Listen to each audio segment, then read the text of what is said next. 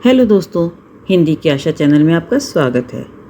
आज मैं प्रेमचंद की कहानी ठाकुर का कुआं आपके साथ साझा करने जा रही हूँ। जोखू ने लोटा मुंह से लगाया तो पानी में सख्त बदबू आई। गंगी से बोला, ये कैसा पानी है? मारे बास के पिया नहीं जाता, गला सूखा जा रहा है और तू सड़ा पानी पिलाए देती है। गंगी प्रतिदिन शाम पानी भर लिया करती थी। कुआं दूर था, बार बार जाना मुश्किल था। कल वह पानी लाई तो उसमें बू बिल्कुल ना थी। आज पानी में बदबू कैसी? लोटा नाक से लगाया तो सचमुच बदबू थी। जरूर कोई जानवर कुएं में गिरकर मर गया होगा, मगर दूसरा पानी आवे कहाँ से? ठाकुर के कुएं पर कौन चढ़ने देगा? दूर से लोग डांट बताएंगे। साहू का कुआं गांव के उस सिरे पर है, परंतु वहाँ भी कौन पानी भरने देगा? कोई तीसरा कुआं गांव में है नहीं। जोखू कई दिन से बीमार है। कुछ देर तक तो प्यास रोके चुप पड़ा रहा, फिर बोला, अब तो मारे प्यास के रहा नहीं जाता, ला थोड़ा पानी नाक बंद करके पी लूँ। गंगी ने पानी न दिया। खराब पानी से बीमारी बढ़ जाएगी इतना जानती थी, परंतु यह ना जानती थी कि पानी को उबाल देने से उसकी खराबी जाती रहती है। बोली, यह पानी कैसे पियोगे? ना जाने कौन जानवर मरा है, कुएं से मैं दूसरा पानी लाए देती हूँ। जोखू ने आश्चर्य से उसकी ओर देखा। पानी कहाँ से लाएगी? ठाकुर और साहू के 2 कुएं तो हैं, क्या 1 लोटा पानी ना भरने देंगे? हाथ पांव तुड़वाएगी और कुछ ना होगा। बैठ चुपके से, ब्रह्म देवता आशीर्वाद देंगे। ठाकुर लाठी मारेंगे, साहू जी के 1 के 5 लेंगे। गरीबों का दर्द कौन समझता है? हम तो मर भी जाते हैं तो कोई द्वार पर झांककर नहीं आता। कंधा देना तो बड़ी बात है, ऐसे लोग कुएं से पानी भरने देंगे? इन शब्दों में कड़वा सत्य था। गंगी क्या जवाब देती, किंतु उसने वह बदबूदार पानी पीने को ना दिया। रात के 9 बजे थे। थके मांदे मजदूर तो सो चुके थे। ठाकुर के दरवाजे पर 10-5 बेफिक्रे जमा थे। मैदानी बहादुरी का तो अब न जमाना रहा है न मौका। कानूनी बहादुरी की बातें हो रही थी।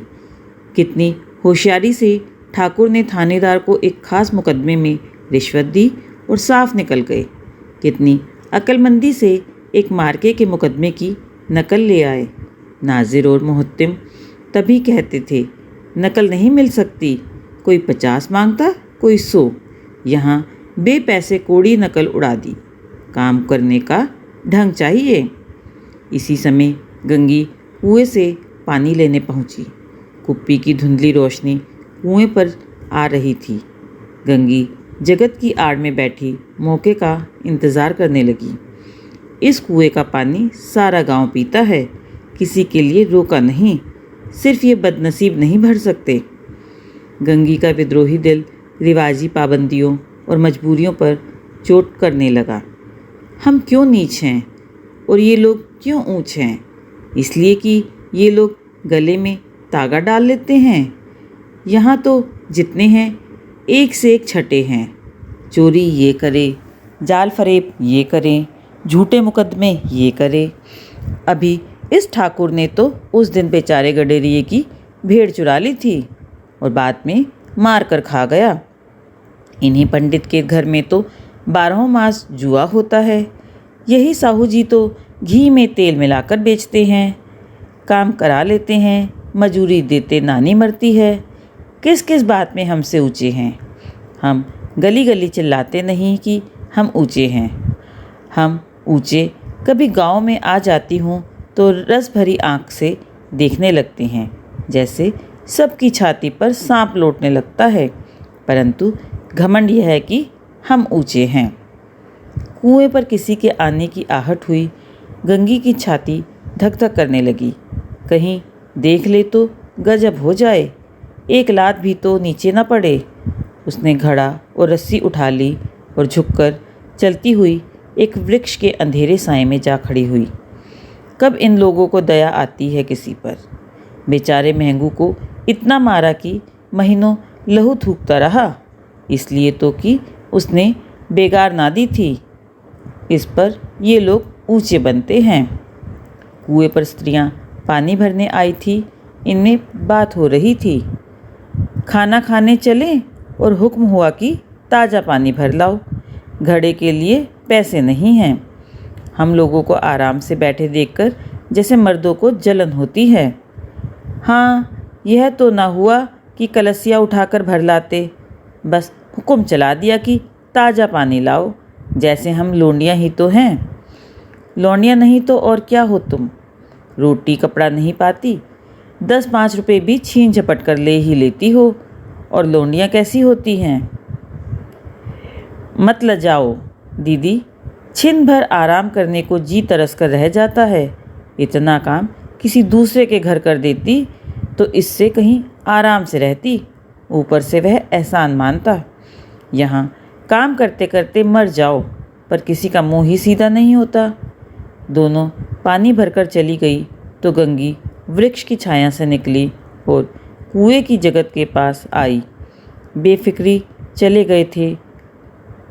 ठाकुर भी दरवाज़ा बंद कर अंदर आंगन में सोने जा रहे थे। गंगी ने क्षणिक सुख की सांस ली। किसी तरह मैदान तो साफ हुआ।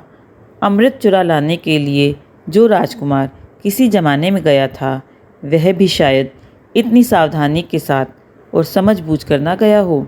गंगी दबे पांव कुएं की जगत पर चढ़ी। विजय का ऐसा अनुभव उसे पहले कभी न हुआ था। उसने रस्सी का फंदा घड़े में डाला, दाएं बाएं चौकन्नी दृष्टि से देखा, जैसे कोई सिपाही रात को शत्रु के किले में सुराग कर रहा हो। अगर इस समय वह पकड़ ली गई तो फिर उसके लिए माफ़ी या रियायत की रत्ती भर उम्मीद नहीं। अंत में देवताओं को याद करके उसने कलेजा मजबूत किया और घड़ा कुएं में डाल दिया। घड़े ने पानी में गोता लगाया, बहुत ही आहिस्ता, जरा भी आवाज़ न हुई। गंगी ने 2-4 हाथ जल्दी जल्दी मारे। घड़ा कुएं के मुंह तक आ पहुंचा। कोई बड़ा शहजोर पहलवान भी इतनी तेजी से न खींच सकता था। गंगी झुकी कि घड़े को पकड़कर जगत पर रखे कि एकाएक ठाकुर साहब का दरवाज़ा खुल गया। शेर का मुंह इससे अधिक भयानक न होगा। गंगी के हाथ से रस्सी छूट गई। रस्सी के साथ घड़ा धड़ाम से पानी में गिरा और कई क्षण तक पानी में हिलकोरे की आवाज़ें सुनाई देती रही। ठाकुर कौन है, कौन है पुकारते हुए कुएं की तरफ आ रहे थे और गंगी जगत से कूदकर भागी जा रही थी। घर पहुंचकर देखा कि जोखू लोटा मुंह से लगाए वही मैला गंदा पानी पी रहा है। धन्यवाद।